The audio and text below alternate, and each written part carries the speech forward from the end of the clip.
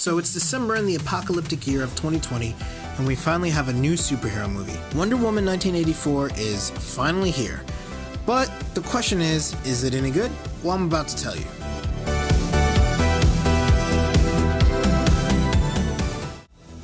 So, Wonder Woman 1984 is the sequel to the 2017 Wonder Woman film directed by Patty Jenkins.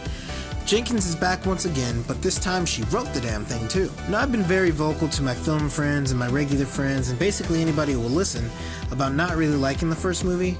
I thought it was a semi-decent Captain America ripoff at best and a really bad stereotypical movie with throwaway side characters at worst. There were a few good things. Chris Pine was good as always, and Gal Gadot wasn't as horrible in the role like a lot of us thought she was going to be based off of her lack of acting experience.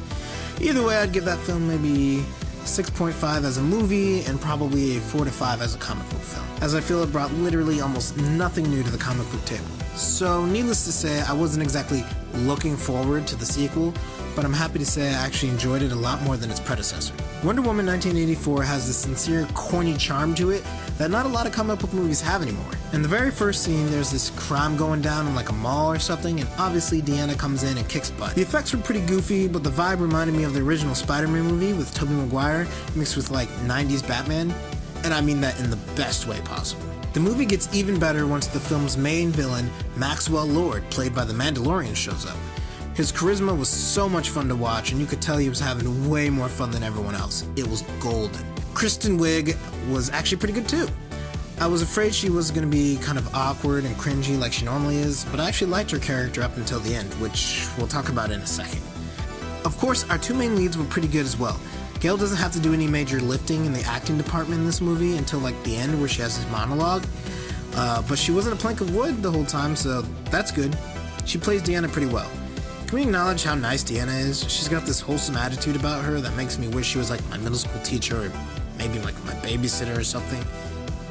Anyways, Chris Pine is here too. He's alive again. Well, not really. His soul's like in another dude's body. It's kind of confusing and not clear at first, but I guess when Deanna wishes on the magical wishy doohickey that the stone can only bring him back in like someone else's body. It's not really clear what happens to that guy. The movie just kind of avoids that question entirely, which is even more confusing when you get to the end of the movie. Maybe it was like trapped in the wish stone or something. I don't really know. Maybe it's the soul stone. Oh shit. It's like a Marvel and DC crossover. Anywho, Chris Pine is great as always. I'm not gonna front. The bit where he's adjusting to life in the future and he thinks the trash can is already had me rolling.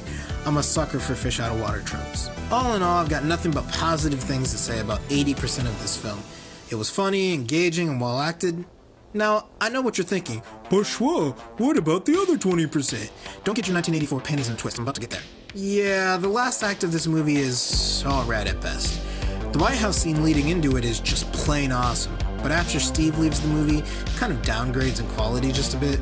The whole Kristen Wiig turning into a cheetah thing is barely explained at all, and the CGI was pretty much cat's bad.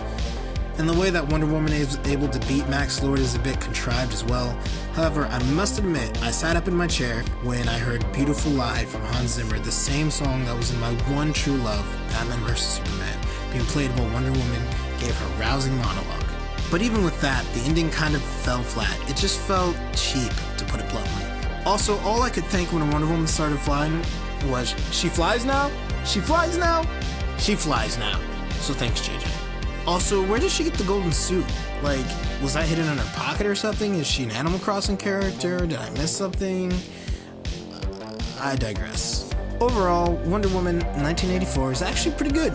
You guys are being way too mean to it. So, 7.5 out of 10. Okay, bye.